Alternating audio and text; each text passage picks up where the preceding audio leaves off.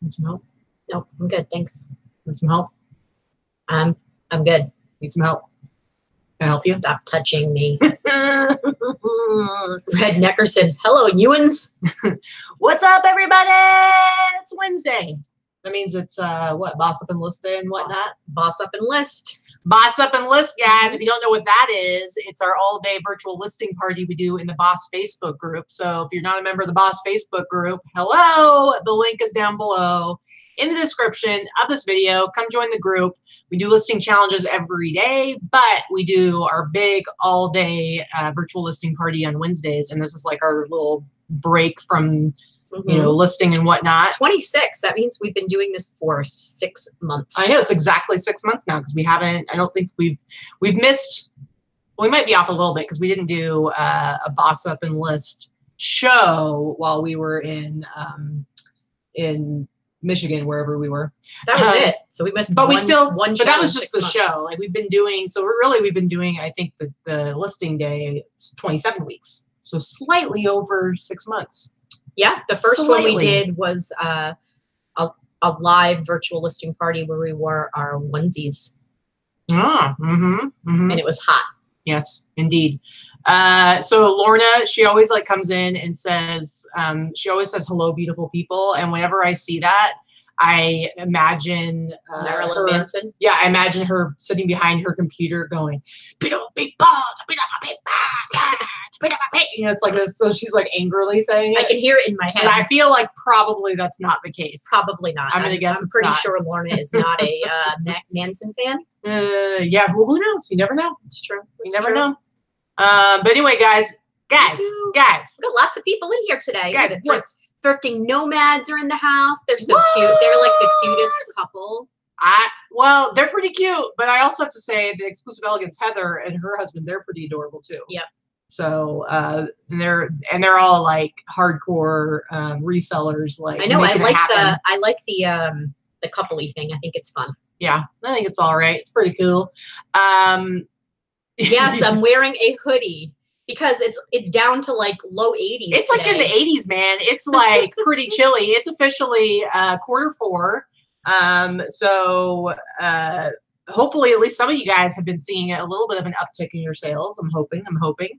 Also October, here's the thing. Christmas is like, I would say Christmas is my favorite holiday, but October is my favorite month. I love the month of October. It's like, I love the beginning of fall. I love horror movies. I love everything that kind of is wrapped up. You love this disgusting stuff. Yeah. So check it out, guys. First of all, I'm wearing my awesome like Halloween Michael Myers t-shirt because I got to start wearing my Halloween clothes.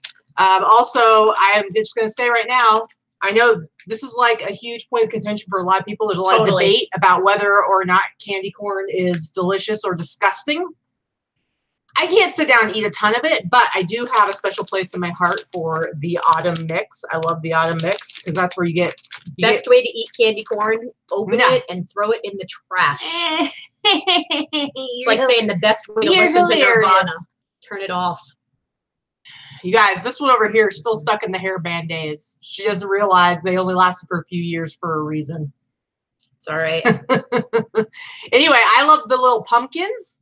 And I love the autumn mix because it comes with these ones that have like the little chocolatey part at the bottom. These ones. I say that especially for you because it has a little chocolatey on the bottom. Now, I can't go through a whole bag. It's too much sugar. But I like to have like a couple for a little snack. And she got I love candy. Don't get me wrong. But I am not wasting calories on that waxy, nasty, tasteless crap. Christiane is here blowing our minds. She says mix the candy corn with peanuts and it tastes like Payday candy bar. What if I eat it with peanut butter? Ugh. Well, I think it's pretty awesome. Plus, if you guys are I'm all about the Reese's pumpkins though. So the Reese's pumpkins are pretty good. Susie Beach. I think I just lost Susie Beach. She doesn't love me anymore. Apparently she does not like candy corn. She's yakking and yakking. She's yakking and yakking. Anyway, see, Christiane, everybody says they taste like wax. Christiane, I will never stop saying these ones. I'm going to say these ones even more. I'm going to make a t-shirt that says these ones on it with a cat. I think we need to take a poll and see. No. Yeah. Anyway, also because I love horror movies, for years now I've been like during October I like to watch at least one horror movie every day because I just love them so much, and so it gives me a reason to do it officially. And so this year, Vikki found me an awesome little movie screening challenge that's on horrorhound.com. If you're following me on Instagram, I've already been like putting some posts up about it. But it comes with a cool little calendar so you can fill in the movies that you watch. And then it also comes with like this list for each day of like the movies that you should watch. Like the first day, it was like a movie that came out on your birthday.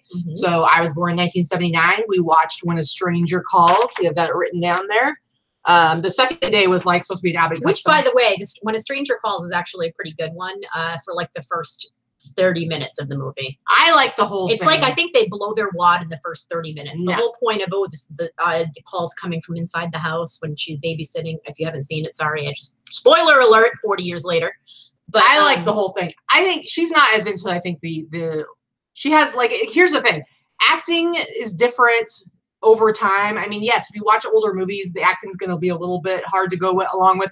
Plus, there's the fact that like pacing has changed so much throughout the years in like film and stuff like that. So I don't know. I love it. It was fun. Yesterday's whole thing was supposed to be Abbott and Costello, but the only way I could watch it is if I paid $4 to rent it. And I was like, not going to happen. So I watched a movie from Vicki's birthday or birthday year, Shivers from David Cronenberg, who's like my fave director. And then I wasn't done yet. So I watched Return of the Living Dead because I love that movie. I saw it when I was 7, way too young. And it began my obsession with zombies. So that's what I'm up to, dude. Yeah. All I know is that the movie When a Stranger Calls was one that I watched when I was young and I was a babysitter. And I'll tell you what, scared the crap out of me when I was a babysitter because I don't know if anybody else is around my age. I'm 43, right? So I started babysitting at about 10, which I know nobody would let their kid babysit at 10 now. Kids that are 10 still have babysitters now, but that wasn't the case back then. So I used to babysit. And I would be at the babysitter's house, and this is before cell phones or anything. And I'd be, my friends or boys, especially, if they knew you were babysitting, they would call and have you checked the children. That's what the Stranger Calls, When the Stranger Calls movie. And they used to do that all the time just to scare the crap out of us. And it worked. It worked. Well, I think the scariest part, there's a part where she's like in bed and she like pulls the covers down and the guy's like in the bed with her. I'm like, I would have a heart attack. I would I think I would literally poop my pants. Probably so. I would poop my pants. That's what would happen. I don't think it'd be pretty scary. I love scary movies. I think they're fun. So anywho, so I hope everybody's having a good week so far. I hope you guys are seeing like some extra sales coming in. And I hope you got some good listing goals for today. I haven't listed anything today. I took a bunch of pictures yesterday. I haven't yet. As soon as the show is over, I have to go measure all the stuff that I took pictures of yesterday, and then I will be listing from there. I'm hoping I can get in 20 listings today. What's your goal? 20 to 25. I'm doing hard goods today, and my photos are already done. And hard goods are a lot easier to list, with the exception of doing research on some of them. That does take a little bit longer, but I do my research as I go. So clothing takes longer because I measure as I go. So I think the hard goods will be good. Yeah, because that's all I have left. I have like 40 items of hard goods to get up today and tomorrow. And I have a stack of about 30 articles of clothing that need to be photographed tomorrow when Dana comes in. Yeah. And then that's all I have. I need to source. I think we're going sourcing tomorrow. Yep, we definitely are. And guys, back to the whole movie thing. If you want to join me on the challenge, or at least just do some of them, it's at horrorhound.com. And it's really cool the list that they have. It's Hara. Because every day they give you like a different guideline of like, movies, horror movie that involves technology, or, so it's, or like a TV horror, made for TV horror movie. So they have lots of really fun little guidelines for how to pick your movie.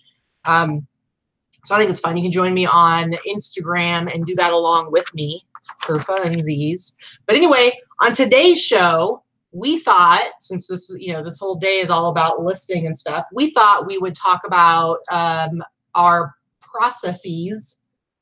Our processes. I don't know. Processes. It's like processes.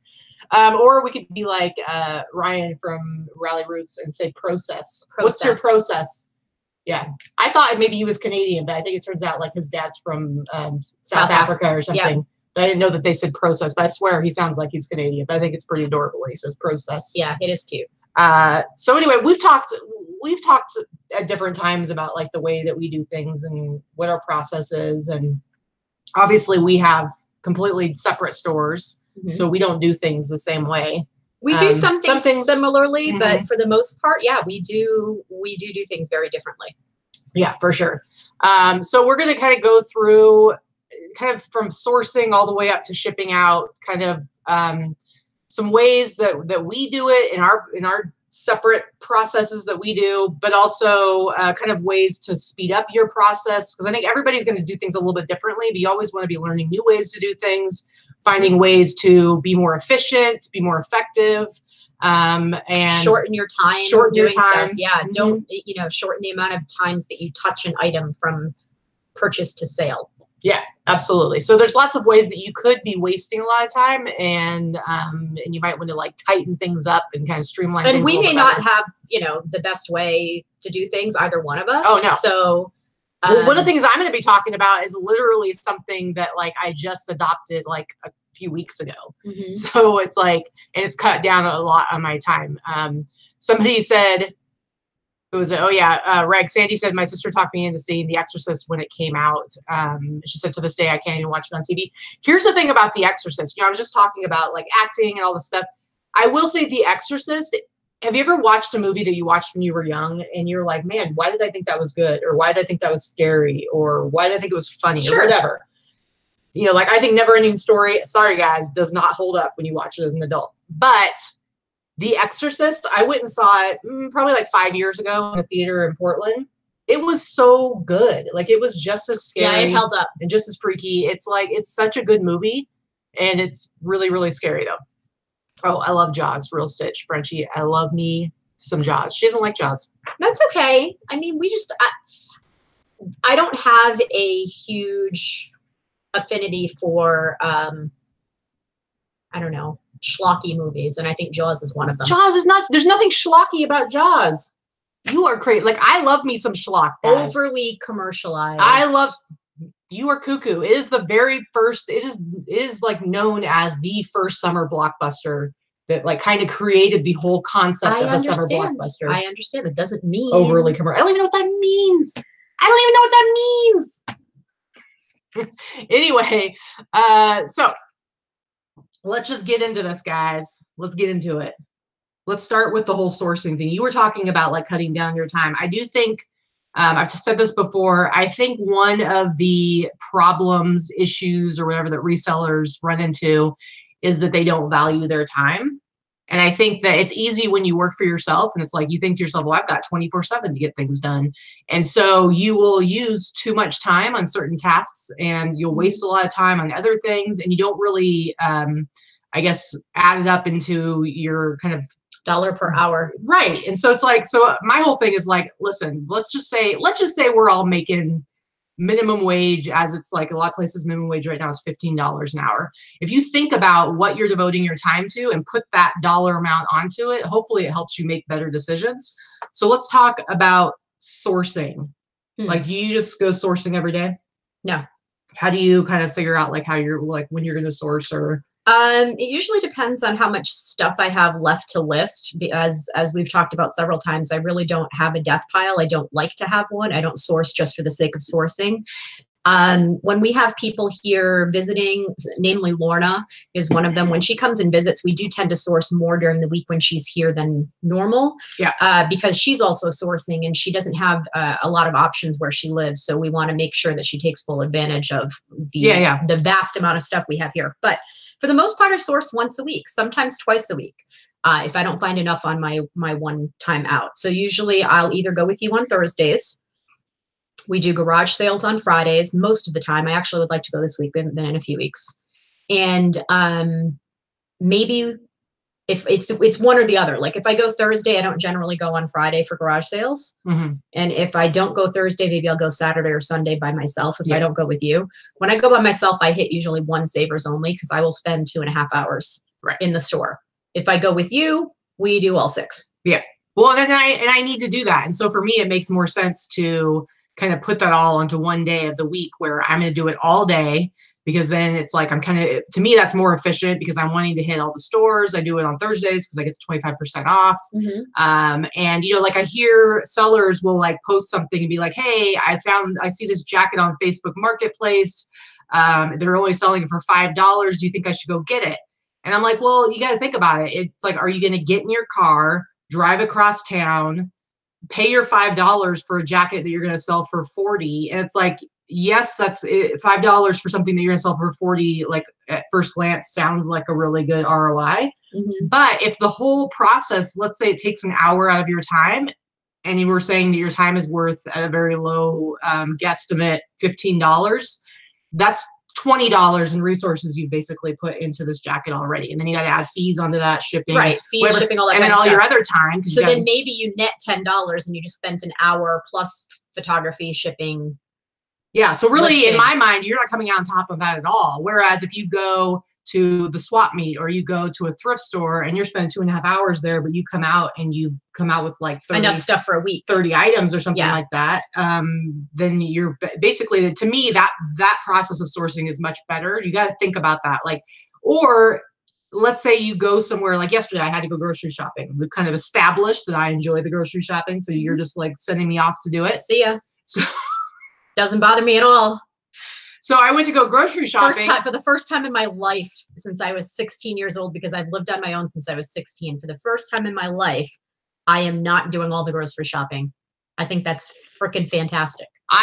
Listen, I think grocery shopping is very relaxing. I like to do it. I don't mind it, but it's something that I haven't been able to give up to you, which I think is fine. Right. But anyway, so I'm out grocery shopping and she sends me a message and she's like, hey, the Burlington ad has like this Puma fanny pack in it. They're selling for $10 and it sells online for like 30 something, whatever. And so there's a Burlington like right down the street. So normally I wouldn't be sitting at home and be like, I'm going to get in the car. I'm going to go to this one store that's going to take me 15 minutes to get to just to buy a couple items to resell. But I'm already out. I'm already there. Like I might as well, you know, you can double up on your time. You're going to go run some errands and you pass a Goodwill along the way, pop in and see if there's anything good to get. But like, don't make a whole trip for one thing is my thought. Yeah. Because I just think overall, like if you have more of a schedule, even if it's not like a set schedule, like you stick to it all the time. But for me, it's pretty much like once a week, I spend a whole day on sourcing. Right. Sandy's like, but while you're out, yeah, you're exactly while you're out, if it's on your way, if you have time, if it's near there, I think that's great. I like looking on Facebook Marketplace. I sit there and do that. And I scroll at night while we're watching TV or whatever. And if there's something fantastic to pick up, I will definitely make arrangements to pick it up and buy it if I know I can flip it. And I've done that many times. I will say with the amount of sellers that we have here in the Valley, that's happening. Slim pickings. It's slim pickings these days. Yeah. And people do understand what the value is of things for the most part. So if they're not throwing it in a garage sale and they're making the time to put it up on Marketplace here, then I got it.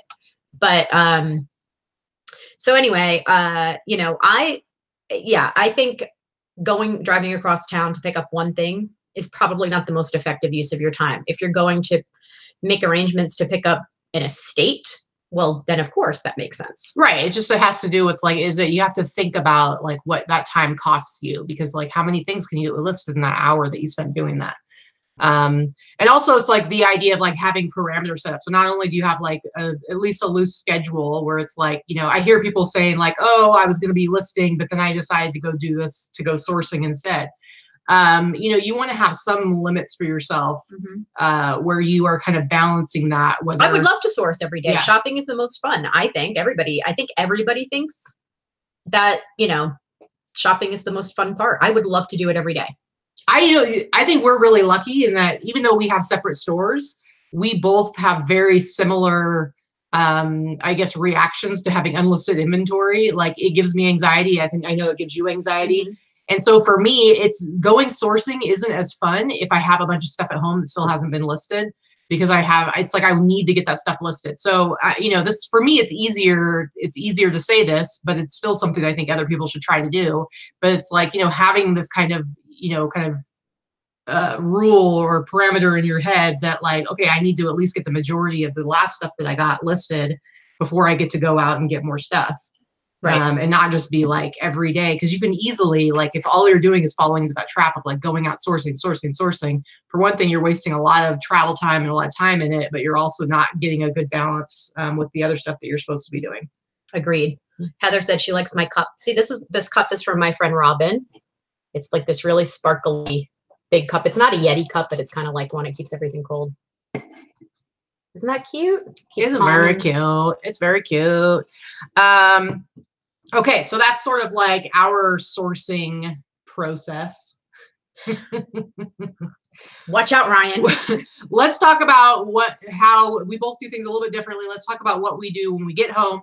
We unload the car, because usually now we've been going on Thursdays, so we've got a jam-packed, like we have like a big SUV. It seats like what, 8 people? Yeah. But then we put the seats down. We jam-packed that sucker full of stuff, like a lot of stuff. And between the two of us, like usually if we do an all-day thing, good chance we've spent well over $600-700 savers. So it's a lot of stuff. Yeah, combined. Yeah, $600 or $700. So we get home, we immediately bring everything inside. What do you do? Okay, so when I bring everything inside, first thing I do is take everything out of the bags, and then I sort by like items. So I will put all of my men's shirts together, all of my men's jackets together, all of my women's jeans, all of my men's jeans, depending on what I get. So I will make piles of stuff. And if I have hard goods, then I just kind of like line them up. So my office, if anyone's ever been to my house or seen some pictures, Katie does these little videos on Instagram that shows my office. It's usually pretty neat. When it is not neat is when I've sourced more than once in the week. So basically I have everything sorted by category, because that way it makes it easier for me to photograph. Yeah, absolutely. And you do all that in your office. And then nothing stays in the living room or the dining room or anything like that. I have 2 places where inside the house that I pretty much allow inventory to be.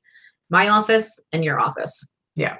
And she says I allow, like she's in charge. We both operate that way. It's true. Like I've never been one to like want to have my inventory out in the rest of the house. Right. So, we will occasionally have stuff in the formal living room. That's my stuff after it's listed. But not for very long. No, we'll get into that. It'll be part. Yeah, it'll be part of what we're talking about with the process things. So yeah, so my process is similar as far as like how I process the stuff once it gets in the house. So we bring it all inside. My office is upstairs, so I do everything down in the front room, the front living room, and I just do men's clothing. So generally, it's like I'll do the same thing. Like I stack up all of my men's jackets. Then I have a stack of my sweatshirts, then sweaters, then t-shirts, and those are usually the main things that I will buy. So, but I'll have those all in separate piles to kind of get an idea of what I have. And I put pictures up on Instagram and stuff like that. And then if I'm going to be photographing the next day, I'll usually just take everything into the back, kind of, where if you go back to the back of our house, there's the kitchen, and then it's like kind of like a family room, and then that's where we do our photography and stuff like that. So I'll take it back there. Otherwise, I will take everything up to my office, which you could say it's like kind of like an extra unnecessary step, but that's just so that we don't have stuff we don't want like our inventory laying around our living space. Right. So if somebody comes by my house and just decides to stop over, like, friends do, which I'm totally fine with. I'm not one of those people you need to call me first, but I also don't want to be embarrassed by the state of my house. Well, yeah, you don't want to have piles of stuff everywhere. So I will have like my stuff piled up in here. And, but yeah, it just makes it easier. Like she said, same thing for me. It's like when you're photographing, when you're listing, if you do things by like items, it makes a huge difference. It really cuts down, like doing some of that upfront work to sort things in a certain way really cuts down on your time later on. Right. And so, and the whole idea is that you're just kind of, you're making things as efficient as possible, as streamlined as possible. And so this is just stuff like I didn't used to always separate it out. Like I used to just I would just have my pile of stuff and I just go through it, whatever it was, and take pictures. I used to separate it out, but I had an extra step. I would take everything in the house and I would research it all and put little sticky notes with prices on it. And that was more when I did a lot more hard goods, or I did antiques and collectibles where a lot more research was involved.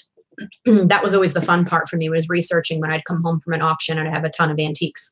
I don't really do a lot of antiques anymore, so I don't really research. I kind of know what I'm going to price everything at by the time I buy it. So Sometimes I'll check some stuff when I come home just to double check, but part just because you're excited because you found something cool. But for the most part, I don't research anymore. I research pricing as I go, as I'm, right. And that's what I do too. All right, so we've got our piles. Now, what about prepping it for photos? You do all kinds of hard goods as well as clothing. So, what do you do? Any prep before you actually photograph? Cleaning. A lot of hard goods need to be cleaned or washed down or wiped down, like, anything kitchen related or collectibles need to be wiped down and get the dust and grime off of them. I'm a big fan of like Lysol wipes. I use those for just about everything. I know that's probably not cost effective, but they're easy. I take stickers off of stuff, What's your trick for quickly taking the sticker off? Hair dryer. A hair dryer works on everything except plastic. Because plastic will just melt with the hair dryer. So like maybe like patterns and things like that, or like cross stitch patterns that have a sticker on them. The sticker's a little hard to get off. Sometimes, depending on how thick the plastic is, you can heat it up a little and peel it off. But if you can't, then what I usually do is I have stickers that I put right on top of the Goodwill. Ooh, look at you. Or Savers sticker, so you can't see it. I'll black it out with a marker first, and then I'll put a sticker on top of it. Yeah. So it seems like the hair dryer works pretty yeah, well. I mean, and a lot of people spend an awful lot of time cleaning shoes and scrubbing the bottom, the soles, and all that kind of crap. For the most part, I quickly buff them out if they're leather, and Dana does the same way, because I've asked, she preps my stuff the way that I would. So quickly buff them out, take a magic eraser on Converse or other sneakers where I'm trying to get the rubber or the white a little bit whiter. That's about it. Yeah. I mean, I'm not scrubbing the soles. I'm not trying to get the price tag off the bottom. If somebody's got, not the tag, if somebody writes on it, Goodwill will write the price on the bottom in like silver or black Sharpie quite often. The silver is actually pretty easy to you can rub it right up. I've noticed, but for the most part, I don't care. And it's like when I was in Oregon, anybody that that goes to Goodwill in the Pacific Northwest, they actually have they do Roman numerals for their pricing. So you'll have a jacket, and if it's priced for $14.99, for instance, it'll be written on the tag itself. There'll be an XV. And so obviously whoever processes stuff in the back, they do that. And then when they go with the pricing bins, they actually price it. And people would always ask oh, how do I get the ink off of these? And it's who cares? It's got writing on the tag. Nobody, I've never had a problem with that. So some of that stuff, it's just don't bother with it, because you're just wasting time that really doesn't affect your Pledge ability gets the marker out of the sole. Alex and Andrea says, oh, nice. I've heard a lot of different tips, alcohol, Goo Gone, all that kind of stuff, whatever. Yeah. See, like Heather says, exclusive elegance, mean eaters, it still sells. There's no time for that. Exactly. Yeah. People know they're buying something used. I don't care if they know how much I paid for it. Right. Am I going to blatantly leave a Savers or Goodwill sticker on something? No. No. But I am not going to go crazy trying to get the marker off the bottom of something. No. So you just got to think about what stuff, do you want to spend time on, and what stuff do you not want to spend time on? Yeah, I don't. And I know some people spend an awful lot of time on prep. There is a guy that sells, I think he might even be in our group, and I follow him on Instagram in any case. It sells mostly shoes or almost all shoes. Something like, is it the Soul Advisor? I could be wrong. If I'm butchering your name, I apologize. And he gets he or she gets great prices on shoes, and they look brand new by the time that he's done with them. And I appreciate that. I appreciate the effort that's put into that. It's just not for me. Hey, it looks good. I just gotta give a shout out to my buddy Robbie Tesson in the house. What is up? He's saying greetings from the Pacific Northwest. Robbie's a friend. I've known Robbie for a bazillion years, and he is a FedEx driver. He's been doing it for forever, pretty much forever, right, Robbie? But he also is, he collects music and collectibles and CDs. Oh, nice. He's a big punk fan. And I think he pretty much has 5 copies of every Simpsons collectible there possibly is, because for some reason he can't stop buying them. And so he needs to sell some. But anyway, awesome to see you, Robbie. Anywho, so for me, for prep, so I used to just kind of go right in and start photographing, right? So I do like to steam things. I don't like having wrinkles. My whole thought is that I price things up. I'm expecting to get more money than other people get for the exact same items. So I need to have a superior listing. I'm a little bit of a perfectionist when it comes to my pictures. And so I would steam stuff, even my t-shirts, and it's kind of a pain in the ass. And it can take a lot longer to do that. But I was pretty fast at it. I was relatively fast. But it was like, you know, every time I put something up on the mannequin, I'd have to steam it, and then I'd take pictures and take it off. And so probably like a month ago, I was talking about wanting to kind of speed up that whole process. And somebody, Scott Roberts, who's actually in the Boss Facebook group, I'm giving him a shout out because he was like, hey, you should totally try out the Downy wrinkle release spray. And he's like, I use it and it works great. And so I'm like, well, I'll give it a try. So I went and bought a bottle of it. And let me tell you, this definitely cuts my time down, like I would say in half when it comes to my whole photography process. Because my whole thing is, you know, you could put your thing on the mannequin, steam it, take a picture, take it down, take your measurements, put it away, go to your next item. But really the best way to do it is to kind of treat it like you are a one-person assembly line. And so you want to, I feel like it makes things go much faster if you do all of one task, then you do all of the next task, then you do all of the next one, and you can kind of, that way you can kind of speed through it. And so now what I'm doing is I will take, you know, all of my t-shirts and my sweatshirts, especially, and my t-shirts especially, I'll take them, I lay them out, I do a little spritz on each side, throw them in the dryer. With the wrinkle release stuff, I think you can just spray it and like hang it up and it'll kind of, the wrinkles will fall out of it. But I just feel like it's quicker if I do with the dryer. I do them in like batches of like 10. So I'll spray them, throw them in the dryer. They dry for maybe 10 minutes. And then in between, I'll take some pictures of some jackets. And so then I get through all of them and I have them hanging on this rack. Kelly calls it dryer iron. That's exactly, yeah. Yeah. That's how I do my laundry. Yeah, got absolutely. it through the dryer again. And then we have this really cool, Vikki has this really cool rack that we weren't using. It's like one of those collapsible racks, but it's pretty sturdy and it's on rollers. And so our photography area is right by the kitchen and then the washer and dryer are right there. So I'm actually able to roll that rack right over. So I take the stuff, the t-shirts and sweatshirts out of the dryer, hang them up on my rack, get them all up there, and then I take them over to the photography area. So it takes, I would say, you know, it probably takes me probably about an hour or so to get through that whole process. And it's heat dry, not just tumble dry. She does. Yeah, I do heat.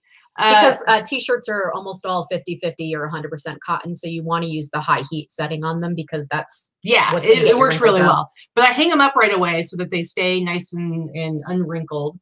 And then what I'll actually do is I rearrange them by color and size. And that sounds kind of weird, but the reason I'm doing that is because I'm using the pro setting on my camera and I'm always adjusting the brightness. And depending on if it's a light color or a dark color, you're going to have to do a lot of adjustments. So it just makes it faster. And then when I get to the listing process, doing sell similar, it makes it fast as well. Because I'm not having to like switch up the colors and sizes as quickly. Like if you do like 20 black t-shirts in a row, I don't have to change the color at all. And so it just makes it a little bit faster. Do you get it? I do. Are you telling me to speed it up? And there's a lot. Yes, there's a lot of questions. What are people saying? So what are people saying? Scroll back and look at some of the questions because they're asking some serious questions here. Yes, so, yes. Let's see. Lots of people like cleaning shoes. Ugh. I get it, but nope.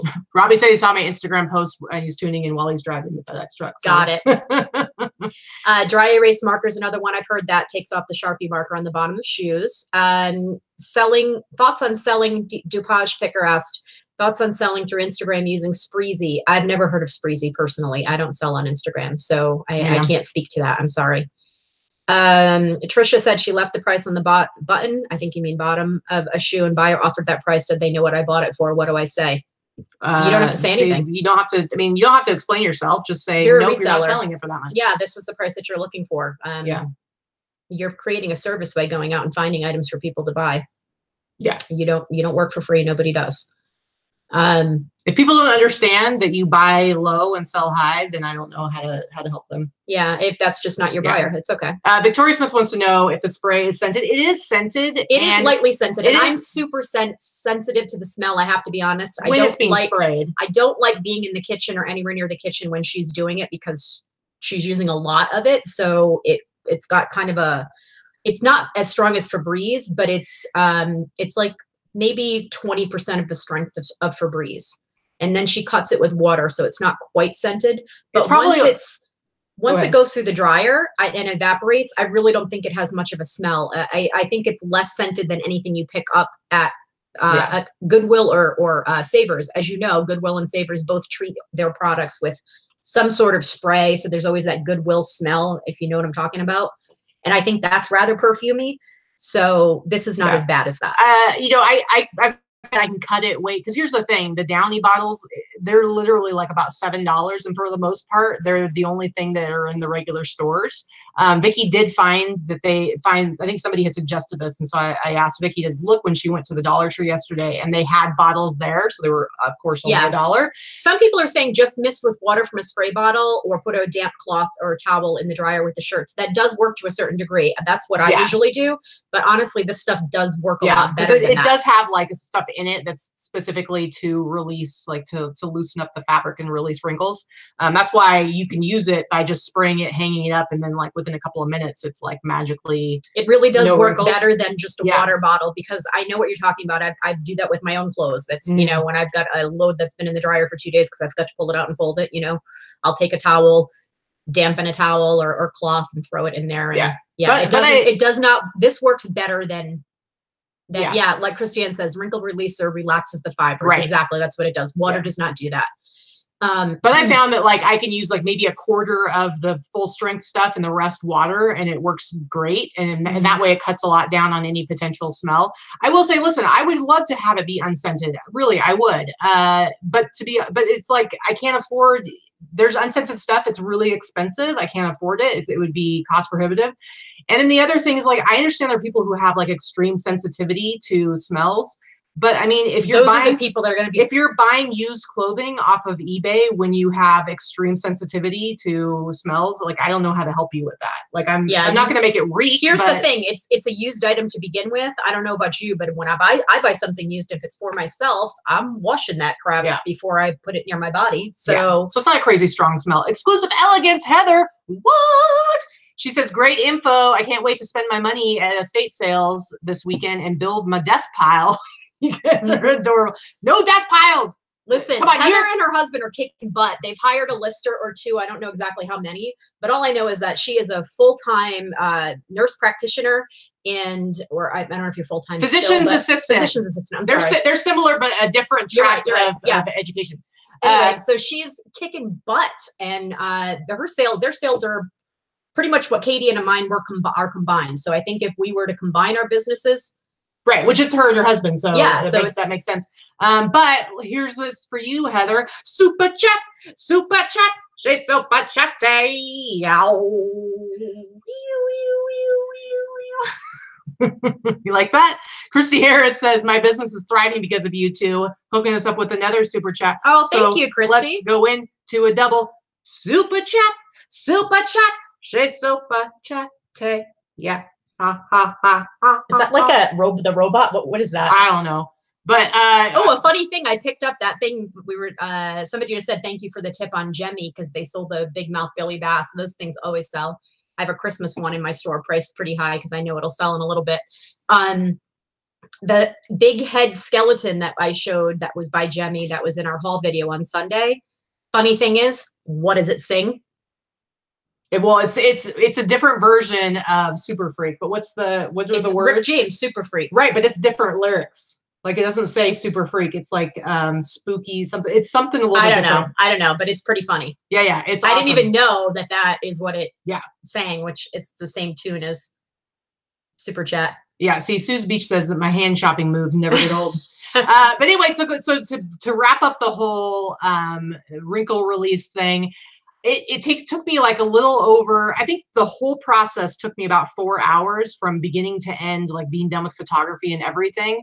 Actually, the taking pictures of the t-shirts, it only took me like an hour and 20 minutes to take pictures of, like, I think I had over 40 t-shirts there, because now that they're all hanging up and like right there, it's like I just throw it up on the mannequin, front picture, back picture. I might take a close-up picture if I need to, if there's like single stitch or something or anything like that, tag, and then I'm done and throw it in the pile. So everything goes like way faster. Like, it would have taken me normally, everything I did last night, it would have taken me all day long to kind of go through my normal process the way I used to have to do it with the steamer and everything. So it speeds it way, way, way, way, way up. Yeah. I love it.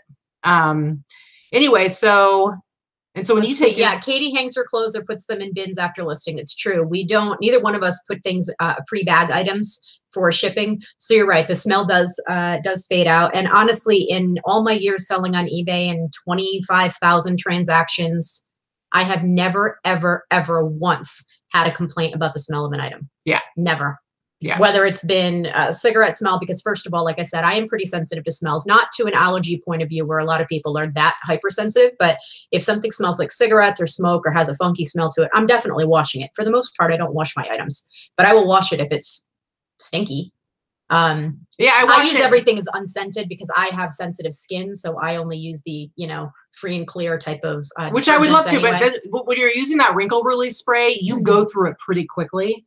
So it's like unscented. Now I will say I saw some suggestions on my Instagram as well as like when I Googled it that you can make your own wrinkle release using fabric softener, and you just do like a tablespoon of fabric softener and then you mix it up with water. When you can buy it for $1. Now, but so technically, if you bought like a bottle of liquid fabric softener that's unscented and you did, but does it have the same chemicals in it that like the fabric release? I really don't know. See, that's the thing. Like, I don't know if it would work as well. I don't know. Yes, that's Vikki, me. I'm a delicate flower. Vikki is I'm very pale. I'm very pale. A lot of people that have fair skin have sensitive skin. I know I'm not alone in this, ladies. Yeah, and gentlemen.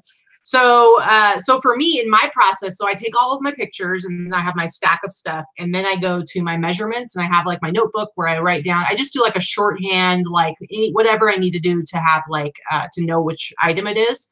And plus when I take my pictures, my phone is synced up to my Google Photos. So when I sit down and I look at Google Photos, it's all in the same order. The pictures are in the same order as everything written down in the notebook. So it makes it really easy to go from one to another. So yeah, so I'll have like a quick little shorthand title to identify what the piece of clothing is. And then for t-shirts, I used to measure length, shoulder seam to shoulder seam, and then underarm to underarm. You don't need shoulder, like that's so unnecessary. So now I only do 2 measurements. It's just length and then basically pit to pit, like the chest across measurement. So just don't put pit to pit. I put underarm to underarm. Correct. Chest, bust, or underarm. I always put chest. I'll put bust if it's a dress. Yeah. Sometimes I change it. Actually, I don't even do that anymore because I'm using Sizely. But if you're typing out your measurements, don't put armpit to armpit or pit to pit. That's so crass.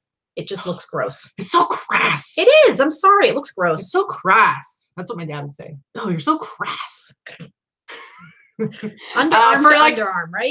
So length for t-shirts, length and your chest measurement are pretty much the only things that really matter. Like on a jacket, it's going to be length, it's going to be shoulder seam to shoulder seam, then the length of the sleeve. Or if it's one of those ones that doesn't have the shoulder seam, you're going to want to know from the neckline basically down to the cuff. And then of course chest. And chest laying flat is fine, Crystal. I think that's fine too. Chest, bust.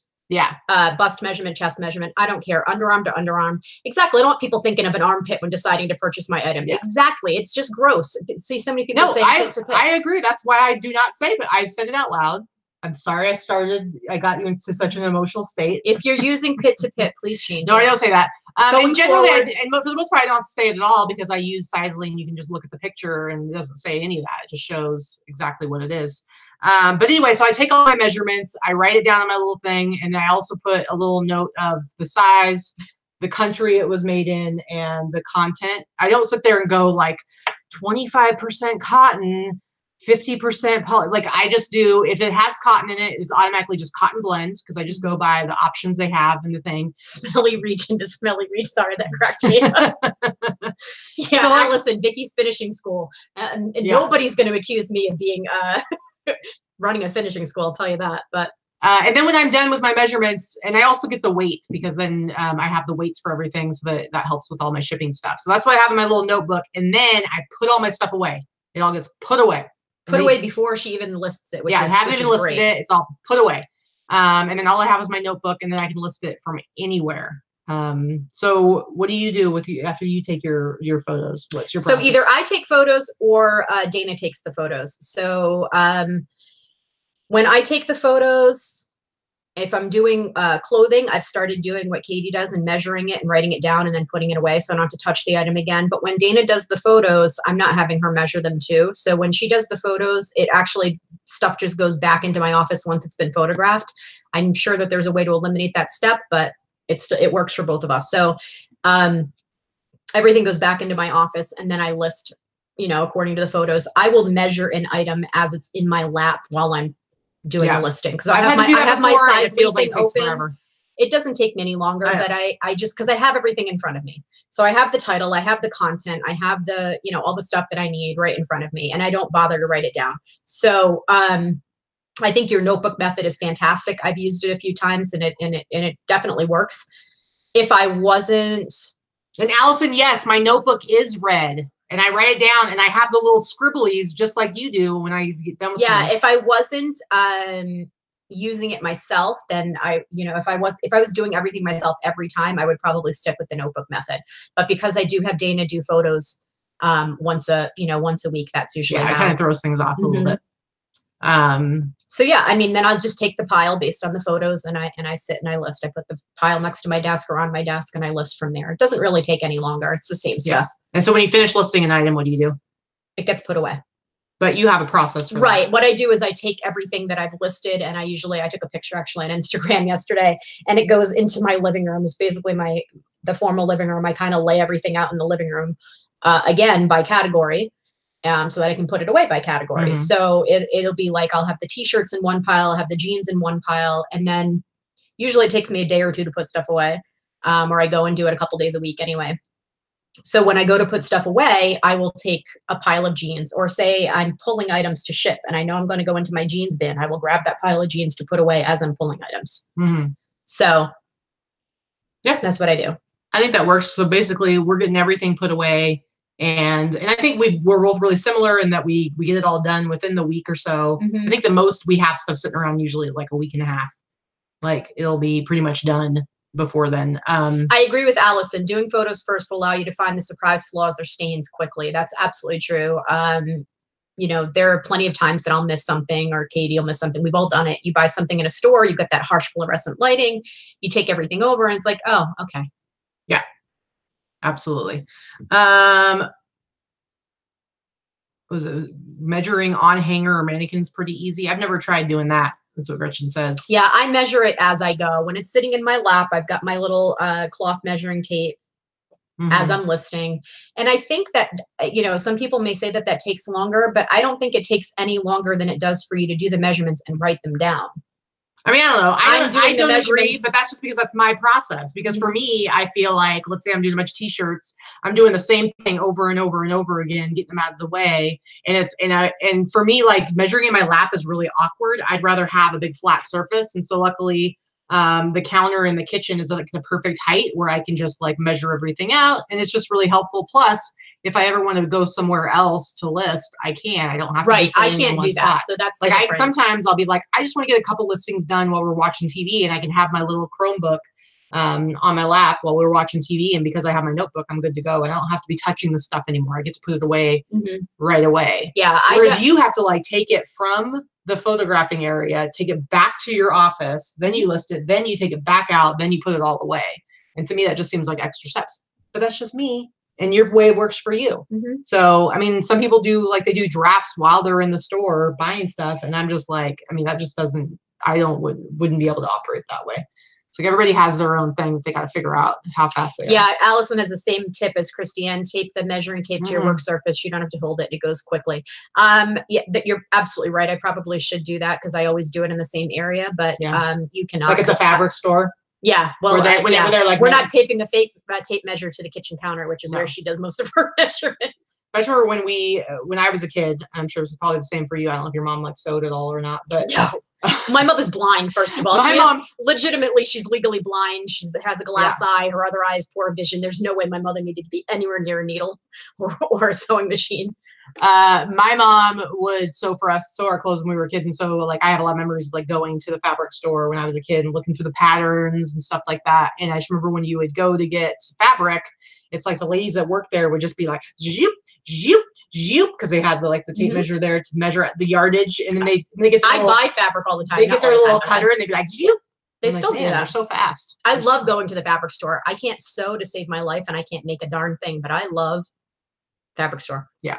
Laura says, or you list to the store or the car. Hashtag. Yeah. So somebody said they want to see us do an unboxing video. So they want us to add an address. If you want, we actually don't have a PO box. We actually are going to set one up sometime soon. Because if you just message Katie or myself, and we'll give you the address. Yeah. So we don't put it publicly. Not that it's that hard to find, but I mean, anybody who orders from us gets our return address because we don't have a PO box right now. But anyway, okay, so we've listed everything. We put all of our stuff away. We take all that care, you know. Well, actually, no, we're going to talk about the actual listing process itself. So like what I was saying about, like, let's say t-shirts, for instance. Again, when you're doing like items, it's so much faster. So like when I'm doing t-shirts, I can bust through, and this is why I'm willing to sell t-shirts at a lower price point than a lot of my other stuff. Like I used to be all about like, oh, I want everything to be like above $40 or whatever. Now I'm doing a lot more t-shirts, and those I'm willing to take anywhere from even $22 and up. Ideally, it's $25 to $30, if not more, for t-shirts. But I'll take those lower price points because they're so fast to photograph, especially now that I have this new wrinkle release process. They're super fast to measure because you only need 2 measurements. And then when you're doing sell similar, you're just going to be able to like fly through them because everything, you know, especially if I'm doing like the colors where 20 black t-shirts in a row, I'm going to be able to do them super fast. I bought like 18 Harley Davidson t-shirts the other day. 17 of them are black. It's going to be super fast to be able to go through and list all of those. So that's where listing those today. Yes. So that's where, you know, having like items, it's really going to help if you're not jumping from one thing to another. Now I know it's harder to do when you're somebody like you, where you're doing hard goods and you have a whole bunch of different types of things. Hard goods are entirely different. That's not something I can usually do like items with, but I do try to do, if I buy, you know, mugs, I still buy coffee mugs, by the way. I don't buy coffee mugs that I'm selling for $10, but I sell quite a few coffee mugs for the $25 to $50 price range. So I still pick them up because they're usually like $1. So I'll do like all the coffee mugs together. Sometimes I'll wait until I have a pile of 5 or 6 of them. So and I'll definitely do that with dresses and jeans. And like, I just listed a whole bunch of vintage dresses, and the template was fairly similar. So I did a lot of sell similar with those. I think I listed about 30 vintage dresses in the last couple of days. So that was so different, fast. But it's fast, but vintage is a little bit more time consuming as far as you want to put in your descriptions, and your need to be a little bit longer. You have to take more measurements, especially because vintage clothing does not necessarily correspond with the size that is listed in the tag, all that kind of stuff. So Canuck Gal, you did miss everything. You missed everything. You especially missed when I said that David Cronenberg is my favorite director, and he's Canadian. So clearly I love Canadians, although I'm a little upset with you right now because you've missed everything. But we got more stuff to talk about. Also with listing, I was going to say, if you do cross post to other platforms, I feel like it goes faster if you do it at the same time, like while you, and I don't know, maybe people already do this. Everybody else already does this. I don't know, but I find it's much faster for me to cross post to Etsy if I have 2 screens open, and I can list it over here and then automatically be like listing it over here at the same time. I think I mentioned this before. Somebody like commented like, haven't you ever heard of 2 tabs, or you can't have 2 tabs open? Like they thought it was, I guess, crazy that I said to have, or overkill to have 2 screens. I'm telling you, yes. It's a lot easier than 2 tabs because you're not toggling. And let me tell you, at any given time, I have like anywhere from 10 to 15 tabs open total anyway. But if you're able to have basically 2 tabs or 2 windows open at the same time, it makes things much faster. And I really like being able to cross post as I'm listing. It just makes it a lot faster. Plus, I used to be like, one of my downfalls last year when I was trying to do Etsy is I was so focused on eBay that I'd be like, okay, I'm going to get at least 15 listings done on eBay today. And I'm going to try to do at least 5 on Etsy. And so what I would do is I would do all my listing on eBay, and then I'd end up running out of time and be like, like I'll do more tomorrow. And then I just never would get to Etsy, and then I just kind of let it go completely. 3 monitors. Wow, yeah. Maui delights. Oh, let me tell you, I might have to like add another monitor. I think I could get 1 more on this table if I rearrange them. And the TV. Oh, it would be fantastic. Fantastic. Takashi Miike is not, I mean, Takashi Miike is definitely in my list of favorite directors, Rocky J. Dog. I have a lot of favorites, but if I had to say one director, it would be David Cronenberg. But I do love me some Takashi Miike.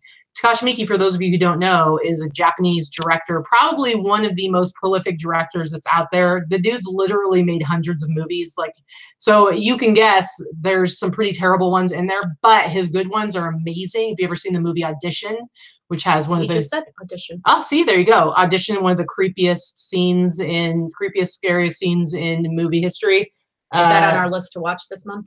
I won't make you watch any Takashi Miike, but he also I like some. Yeah, great horror movies. He also does amazing gangster films, and then he does ones that are just bizarre, like The Happiness of the Katakari is just like this crazy, ridiculous horror comedy musical. Hey, Karen Koss, I haven't seen you in a while. What's up? Am I done talking? Yeah, I'm just cutting you off because you just ramble, ramble. This is not a directorial show. Yeah. Let's see. We've got, what do we have here? Heather had a question as far as what type of mugs sell besides Starbucks mugs. Starbucks has kind of jumped the shark a little bit. I mean, they still sell, but they don't sell for quite as much as they used to. And I think it's also because people caught on that they were selling, so the market's a little flooded on them. I actually don't even buy Starbucks mugs unless I can get them for $1 or less. And then there have to be not real common ones. But Disney mugs, as Barbara said, Disney mugs sell very well, especially the ones from certain parks, Paris, Disneyland Paris, or Euro Disney, those type of things. They sell really well. Older Disney mugs, especially the heavy ones that are like 3D or 3-dimensional, where they have a like the raised pattern on the side or some sort. I actually picked up 3 of those this week, and I did pay up a little bit for them, but they're going to sell for the upwards of $30 or $35, and I paid like 2 or 3 for each. If you find a mug or a Disney mug that has a somewhat rare character, that's even better. Like I got one today that was this week that was Roger Rabbit, and it was a 3D Roger Rabbit mug, and there are not a lot of Roger Rabbit things out there.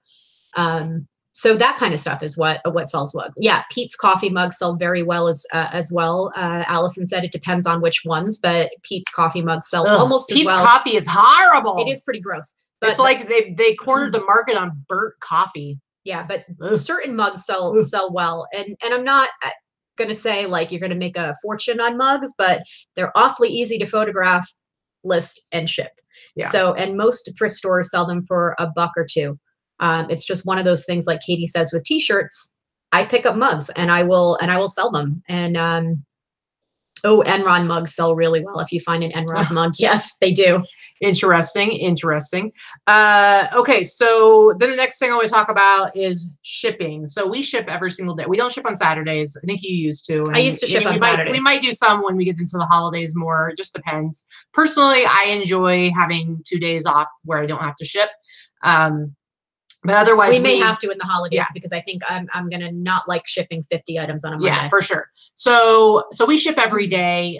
We have it. So I used to back when I was in Oregon, I would ship in the afternoon because I just like to get as many items out same day as possible. So I would always wait until the post office stopped taking stuff. I think 4:30 was like the cutoff for getting that stuff out that day. And you used to drop it off every day, right? Yeah, which I mean, I was in a small town, so it was super easy. And the guy at the counter was like this really awesome dude named Mark, who'd been there forever, and I could depend on him. And there could be a huge line out the door, and I would just walk in past everybody and set my stuff on the counter, and I could hand him my scan sheet. And that's walk what away. I did in West Warwick. When I lived in Rhode Island, they used to pick up, but when they didn't pick up or when they couldn't pick up, or if I was leaving and needed to drop something off, same thing. I would walk in, hand them a scan sheet, leave it on the counter. I know the people there. Because he was like super reliable. So I knew I never had to worry about it not getting scanned in. So, but anyway, but now that I'm here, I adopted your way of doing things as far as shipping goes. And we both do our shipping first thing in the morning, which is nice because you get that out of the way. You don't have that hanging over your head.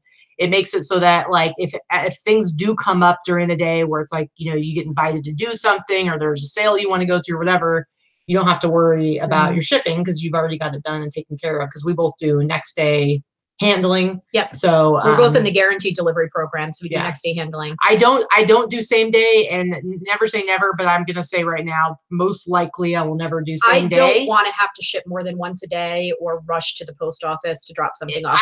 I need the slight amount of flexibility it affords me by doing next day handling. When you do same day, it's like, I know you can still do a cutoff, but like sometimes we want to go away for the weekend. Like we're talking about in November, going to Arizona and doing some sourcing there and hanging out with Teresa. We can get up at 6 in the morning, do our shipping, and then be on the road by 8 in the morning or something like that. And on a Friday, and we're good to go until Monday. And it's like we don't have to think about changing our cutoff times or anything like that. So whatever, that's just the way we do it. As far as scan sheets, lots of people use scan sheets. We do have home pickup. I have to say we're very fortunate. Our daily mail carrier, this woman, she's been mine for a couple of years now. She's fantastic. She picks up every day. I do not have to put an order in with the post office. It's a standing order. They know to stop at my house. She will stop by every day. She even stops on a Friday. If the tote, we have a big red tote that we put all of our stuff in outside. If the tote is not there, then she just keeps going. So on a Saturday, the tote's not there. Yeah. Occasionally, if we don't have a tote out during the week, she'll come to the door, or the other her fill-in will come to the door and be like, "You sure you don't have anything?" Yeah. So we're really lucky in that way. Yeah, I know a lot of people have horror stories of like post offices or postal dudes who don't do their job. Yeah, right, so I mean, we do not use a scan sheet. Even though sometimes we'll have 40 or 50 packages between us on the front. In the front, because she specifically asked. I asked her when I started, a few years ago. I asked her, "Do you want me to do a scan sheet? I can do 1 or 2, or I do a scan sheet for most, or whatever." And she's like, "Nope, I don't like them." She wants to scan them one at a time, and she does. She scans every item one at a time. We hear a beep, beep, beep in the front every afternoon. So we're really lucky. She, if she goes on vacation, she will generally tell me if she's going to be gone for more than a day or two, because she knows that it's kind of, it's hit or miss whether her fill-in person will remember to come by. So it does happen. Yeah, Desiree, like, subs are not as reliable. Anytime that our stuff doesn't get picked up, we know it's because of her. We're really lucky, though, that we have a post office that's relatively nearby. It takes maybe 10 minutes to drive to, that's open until 9 o'clock at night. So on occasions when either we aren't able to get things together by 2 o'clock when she usually comes, or somebody misses our stuff, we can always throw our items in the car and just go take it. Right, and we've done that. It's not that big of a deal. The other thing about shipping, I've noticed, and I think maybe a lot of times this has to do with like newer sellers or smaller sellers. They're just really excited. You'll see that like you order something for them and they immediately, it immediately says it's been shipped. And I know people who it's like they want to package up and ship everything like as it comes in. And that's great. It's great that you're super excited about it. I would suggest at some point get to where you're just shipping once a day if possible, because you're really like adding a lot of time to your process, because you're having to go back out and pull stuff and back out and moving stuff around your inventory and having to go and print more stuff. And really, it's like you don't need to do that. If you have one day handling, it's like, get your shipping done for the day. And some people will do it because of if they have other jobs and they'll work. Yeah, and I totally get that. I totally get that. I'm just saying, like, you should start to think, if you want to grow your business, start to think about ways that you can be more efficient and save more time. And don't do that if you don't have to. And create an efficient work of time, a schedule of some sort. Yes, absolutely. Let's see. Don't forget to thank them occasionally with a gift certificate. You're absolutely right. Gift card, gift certificate. By law, U.S. postal workers are not allowed to accept gifts valued greater than $25. So cash gifts, while they like them, they're not supposed to get them. Yeah. Depending on the relationship you have with your postal worker, sometimes you can slip them a little something if you want to. Technically, it's not something they're supposed to accept. I will say my post office worker, I've never given her cash, so I'm not like getting her in trouble or anything in case somebody's watching this and wants to report based on our zip code. She's fantastic. But I do always give her a Christmas gift. I don't think it can be like valued at more than like $50 or something. 25. Is it 25? Oh, yeah. Okay, sorry. So I always give gift cards, a gift. I leave out water, or ask if she wants. I put like a frozen water on top of the gifts, on top of the packages in the summertime occasionally. It's super hot here, obviously, and by the time she comes around, it's not frozen anymore, but usually still cold.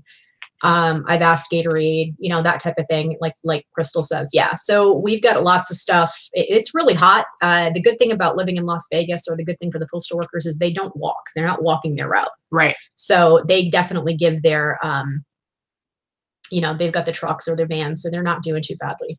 All right. At least they have some air conditioning, I think.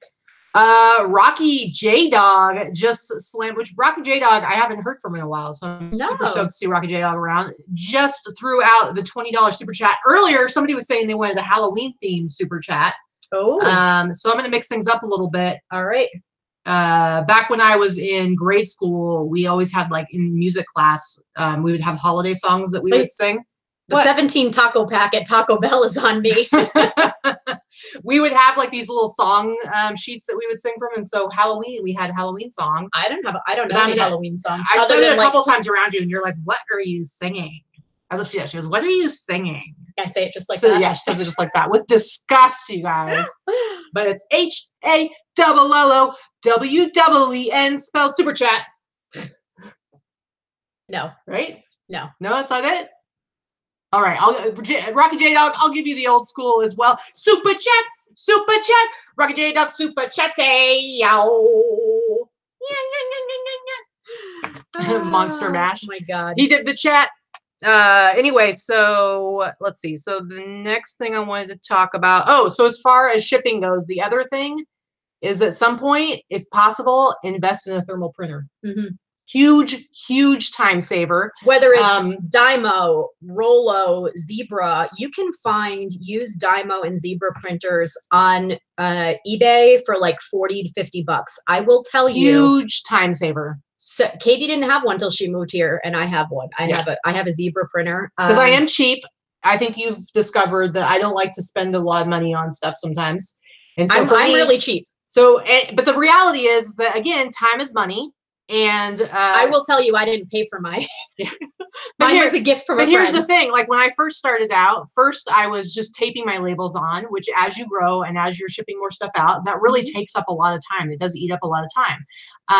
And then I graduated on to, I think I had like a laser printer or whatever, which, you know, you can get like the toner for relatively cheap because you just buy like the generic brand, even though they try to force you to buy the name brand. It's all a lie. You don't have to, guys. Go and find the generic stuff on eBay. We use generic labels. I think there's a link down below to our labels and to the printer. Is there a link below? Yeah, if you look, we do have affiliate links down below of all the different things that we use. If you can use those links, we do get like a little percentage from, they're all Amazon ones. You don't even have to buy the things that we're linking to. You can just like go through that link and buy something else and we get credit on Amazon. For it. Yeah. So it's kind of cool. Kind of cool. But anyway, then I graduated on to printing, you know, you buy like the label stickers that have like 2 on each page and I would print on that. But then it's Avery like stickers or whatever. But then it's like you got to buy that and you got to buy the ink and those cost, I think, a lot more. I started that way too. Thermal labels do, I think. But the thermal labels, it's like you never have to buy ink. They're super fast, super efficient. They're so good. You just pull them off and slap them on there. I used to tape the my international ones on as well, but now they're printing. Now they're all printing on the Zebra thermal printer as well. So it's awesome. I just pull that sticker off, sign it, and it's good to go. Oh, Frenchie's postal worker sounds terrible. Horrible. Rotten. But yeah, we use, you don't have to buy specific labels. I will say the labels that I buy are generic and I do buy them from Amazon because that's where I found them cheapest, not because, and the link is below as well. And the labels are super cheap. So I think it's 10 rolls for like $20 or something like that, or $22. They last quite a while. I mean, well, we go through, both using them. I just changed one this morning. We go through, I don't know. I think it's 100 on a roll or 200 on a roll. I don't know. You have to look at the link, but we go through 1 roll every other week or so. Yeah, because we're not huge volume sellers. We both are we go more the higher average sale price. So it's like I sell a couple hundred items a month, and you probably sell like around the same. So yeah, about 200 items a month. So and then the last thing. Super cheap. That's me. Super cheap. Super cheap. She's super cheap. So the only reason I have a thermal printer is because a friend of mine owns her own company, and she's a friend that I met on eBay who's in the chat sometimes. She is in our group. Why networking is important, guys. Daryl, Forever Funky. She's fantastic. But anyway, she's a real good friend I've known for a long time. And she has a contract with UPS, and she's a very high volume seller for what she sells. She has her own website and things like that. And they just kept sending her one every year because of her contract with UPS. And she had a stack of them in her office. And she's like, that's pretty awesome. They don't die, so she doesn't have to replace them. So she's like, I don't know, you just pay me the shipping. So she sent me one. Yep. So the last little thing I have on my list, and this is because I saw somebody, it was in a different group, somebody posted a question about how, like, when it was, you see these posts all the time where somebody asks, like, when do you give your buyers feedback and like the process, like whatever. And I'm looking through, it's this really long thread. Tons of people had responded. And out of all the people that responded, only 1 or 2 said what I think is the correct answer. There were so many. So here's the thing, guys. Quit obsessing over feedback, okay? It'll come. You'll get your stinking feedback. But don't waste your time that could be better used doing other things. Your buyers have one responsibility and one responsibility only, and that's giving you their stinking money so you can ship something to them. Once they give you their money, they've done what they're supposed to do. We can no longer leave feedback for buyers. Haven't been able to do it in years. So it is just not worth holding your feedback hostage. It's not. And now you can automate it. So I have mine automated, and I think you do as well. I have mine, or maybe, do you have yours automated? Oh yeah. Okay, so I have automated for like 10 years. Yeah. So mine's automated. I think I have like 5 different, you can basically you can give it one response, or you can have like, I have 5 different ones, I think. And then it just like automatically goes between the different responses. And I have it set up so as soon as an item's paid for, they get a feedback. You can also automate it, I believe, so that it gives them a feedback as soon as they give a feedback. But I just think that's so dumb. It's like, here's the thing. That's not true, Christiane. I don't have an anchor store. You can automate at any level of store. Yeah. Maybe something higher in basic. It may only have to be higher in basic. But it doesn't have to be anchor, because I don't have an anchor store. I never have. And regardless, even if you can't automate it, just give people their feedback. You know, you can't give buyers negative feedback anyway. Nobody is like, it's not, you're not helping anybody. You're only making more work for yourself. Like, people are literally like, they wait till 2 weeks after a show delivered, or like, it's just like, all these like weird games that like take up extra time. And here's the thing, they're either going to give you feedback or they're not. They're either people that leave feedback or they're not. And there's nothing you can do to change that. I personally am very lax at leaving feedback for my purchases. I suck. I'm the person that I don't You're hireable. But I occasionally will go in and just go through and leave batches while I go through my purchases. And never ask for feedback, because as a buyer, there's nothing I hate more than getting asked to give somebody feedback. I'm not going to give you feedback unless I want to give you feedback. And if you ask for it, it turns me off. Here's the thing. I have over 25,000 transactions on eBay, and my feedback is just over 12,000. So, see, and I have over 5,000 transactions, because I've only been doing this for, it'll be almost 3 years. It'll be 3 years in December.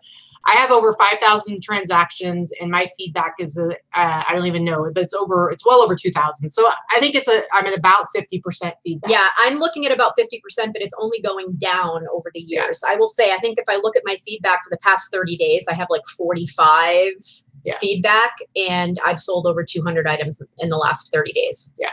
So my whole thing is like, it's like, quit thinking about things transactionally. You can say, well, I'm not a big store, I'm not a big seller. And I'm like, the first way you can start to be more like a big seller is to quit looking at things transactionally and just do your work. Forget about that kind of crap.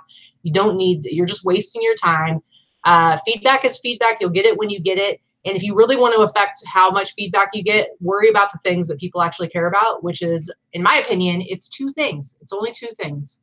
It's that they get what they think they're supposed to be getting, which means you need to be describing it well. You need to be giving good pictures and be honest. So they need to get what they think they're going to get, and they need to get it fast. So as quickly as you can get it out, get it out. The faster it is, the better. People like speed, and they like getting the item they're expecting. In the condition it's expected. Exactly. And as long as you do that, that's your best bet for getting as much feedback as you possibly can. They're not going to be looking at whether or not you've given them feedback or whether or not you're holding your feedback back. Like, it's all silly. It's all silly games. Pamela's eating lunch at work watching us. What are you having for lunch? I hope you're having tacos. I don't know. It's 12 o'clock. I'm hungry. All right. Lorna says, I will say adding those eBay postcards to orders feedback has rolled in faster and consistent. And that might be the case. But to be honest, like, I have like, let's say 2,400. I don't know off the top of my head what my feedback is. It's at 99 point whatever %. I'm good with that. I don't really care how fast it comes in. So to me, it's like, again, looking at the putting out the time and the resources. Is it worth getting postcards printed? Making sure you put them into each package. And for me personally, I feel like that's an area where I don't care enough to put my time into it. And I have good feedback. I have a lot of it, and that's all that really matters. So if you enjoy doing it, then cool. Let's go for it. I'm okay with just having it automated. Again, feedback used to be something that was very important. It's absolutely true. It's not as big of a deal, because people are usually searching by the item, and if people are most people are buyers. So they're not going, if your feedback is good percentage, that's fine. As long as your positive feedback is a good percentage. I don't think they're looking at numbers. I don't think they're looking at feedback comments. They're looking at how quickly you ship items. They're looking to see if you have a bunch of negatives in the last month or 60 days. At least I am. So if those things are not present, then don't worry about it. It'll come. Don't sweat the small stuff, guys. I know it's difficult when you start and you have few feedbacks trying to build them up. The best way to do that is as a buyer. Yes. Buy things. Yes. Buy little things, because many sellers have automated feedback. So you're going to get feedbacks as a buyer. Mm-hmm. That's the best way to do it. Gretchen says maybe you should ask the taco food truck to roll by your place on a schedule. That'd be nice if we had one. If a taco food truck rolled through here and they played like music on their little truck, I would be running down the street. I wouldn't have pants on, that's true, but I'd be running down the street with my dollar bills, waiting for some tacos. My dollar bills, yeah. I would be so excited. Maui Delights wants to know if we're full-time resellers. Yes, we are. We both probably work 60, 70 hours a week. Yeah, we're probably 60 to 70 hours a week each. But yes, full-time. We don't have other jobs. This is all we do. So yeah, for sure. So that's pretty much all that we have on our. That's all I have on my little list. I hope that was helpful, guys. I was just trying to think. Wednesday is the harder show just because we have to come up with a topic, and we try to like have it be some sort of topic that's hopefully educational, and it's like the one show where we're like trying to, I guess, help people to be better sellers. I guess we do that for all the other shows, whatever. But it's one where it's like we need a specific topic as opposed to just doing a whole show or doing a Q&A show. And so I thought this would be helpful, kind of working our way through what our processes are. And hearing from other people about what their processes are. So I think that's great. Yeah. And if nothing else, even if you don't take on any of the things that we do, because everybody's going to be different, I hope that it at least inspires you to sit down and think about like how you are currently doing things and looking if there are possibilities for like ways that you can cut down on some of your time and make things quicker. Because it might turn out, you might realize from this conversation that you've been wasting a whole lot of time on something over one here. Specific thing that you don't need to. And there's a way, because I mean, man, all it took was a I was going to get like a better steamer because my steamer like intermittently like shuts off and it made it take forever. And so I was looking to buy like a better steamer when Scott was like, hey, why don't you try this spray?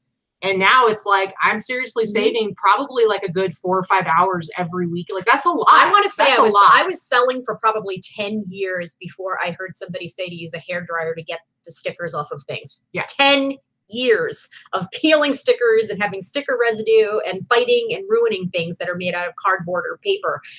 10 years. And it's the simplest thing in the world, but I had never heard of it. And then someone was like, oh, I was like, that makes a whole lot of sense. And when I have a hairdryer with my arsenal of stuff. When I started using your thermal printer, I was like, why was I such a cheap idiot? Me too, because I've only been using it for about 3 years. And same thing. I was like, oh, I don't want to spend $100 or 200 or whatever the heck it was. And I'm like, I don't want to spend it. I don't want to spend it. I don't want to spend it. Well, dumbass. Yeah, you want to spend it. Big thrift, Allison. Yes, a taco truck blaring la cucaracha, la cucaracha. I would run outside. Oh yeah, I mean, I'm telling you again, no pants. I'm not putting pants on for it, but I will run down the street and get me those. Yep, tacos. Sandy's getting her coins ready at the curb. She's waving those dollar bills. Oh my goodness. Anyway, guys, thank you so much. We've got like 130 people here. How about we get some thumbs up before you leave? That would be awesome. We'd really appreciate it. It was a good show. I'll tell you what, Maui Delights, the hairdryer technique is going to change your life. Oh yeah, it did for me. I keep a hairdryer in my bin of things, the scrapers, all that kind of stuff. I have a bin of stuff that I use to prep for my listings, and it's awesome. Yeah. Susie Beach, I was handwriting my labels and paying the regular rate because someone told me eBay shipping was higher. Yeah, listen, there's always going to be a lot of misinformation out there. That's the thing. It's crazy how much, like, you'll see somebody ask a question on Facebook, and I swear people will come in and they'll answer like they know what they're talking about, and they'll give like the worst advice ever. So yeah, you gotta be careful, but man. And Laura, that's the point of us doing these shows. You know, you guys saved me years of learning the hard way. You know what? I spent those years learning the hard way. I lost a lot of money. I lost a lot of time. I bought a lot of wrong crap. The fact that there are things like YouTube and Facebook and groups that like-minded people can get together and teach each other how to do this without having to pay for it, and without both through experience and time and paying people to train you, is huge. It's super beneficial. And I think that there is enough, you know, people have been complaining since the day that this all started that resellers teaching other resellers about the market is ruining it for people, that it's bringing down prices, that they're, you know what, my business increases year over year over year. Yeah. So there's like plenty out there for everybody. Well, I always say, like, we're not competitors. Like, okay, so if I was like, you know what, I want to be the only one with the good stuff. I want to be the only one selling like cool items. I want to have like all the secrets and I want to keep them to myself. Like, why would anybody come to shop on eBay if there was only one decent seller on there? We are better off if all the sellers are high level sellers with high quality items. We want that price their stuff high enough, like that are not giving stuff away and dragging down the market. But we want people coming to eBay and seeing all these different choices of great items. And so to me, it doesn't hurt the market. Now, if all we're selling is a certain type of printer ink, and like we're telling everybody to go to the store and get that exact same ink, and I can see how that would like, I get it. But the great thing about eBay is you can sell so many different things. It's like when I hear somebody move to Vegas and they're a reseller, I don't care. Like, no, I'm like, yay, join our group. We're gonna have a meetup group. I'm excited about that. Again, each Saver store puts out 10,000 items a day. Like, there's so much stuff. So the better we all are, we are coworkers, we're not competitors. The better we all are, the better we make it for everybody else. And especially when it comes to things like customer service, like the better we treat the buyers, the more likely they are to come back and shop from our other sellers. So it's all good. But anyway, hey, so back to this show. If you guys have suggestions for overall show topics as far as the Boss Up and List Day goes, we would definitely welcome them. I mean, I know some people will say like, oh, we want you to do a show on this or that. Try to think of like something that would take up a whole show, like themes. And something that will benefit more than just one person, not just as a small niche thing. Yeah. So we're definitely, next week, we are going to be doing we're going to do another store review. We're going to do another store review next week. So we need a victim. we need a volunteer / victim. Laura's in the chat. She will attest to we're really gentle, I promise. So if you're interested in having your store be the reviewed store, your only requirements are you must have a webcam, you must be available to do it live, and you must be willing to have your show live so that you can and have us critique you, and everyone's going to see your store and see your stuff. So if you're willing to do that, then we're happy to help you, and it's free, obviously. So yeah, let us know. Send Katie a message, send me a message, send us a message through here, through Facebook, whatever. If you're one of the people that wants to do that, we'll put you on the list. So speaking of, Susan's talking about moving to Vegas. If any of you live in the Vegas area or come to Vegas frequently, get in touch with us as well, because Vikki set up a new Facebook group. It's just for logistics. Like, it's not like a regular Facebook group that's going to take up a lot of your time, but it's just for our local Las Vegas meetup. And so if you want to be in that, I'm going to put it in the boss group today. Nice. I had just shared it with the people that I was personally friends with on Facebook, and now I've got to figure out how to get it into the boss group.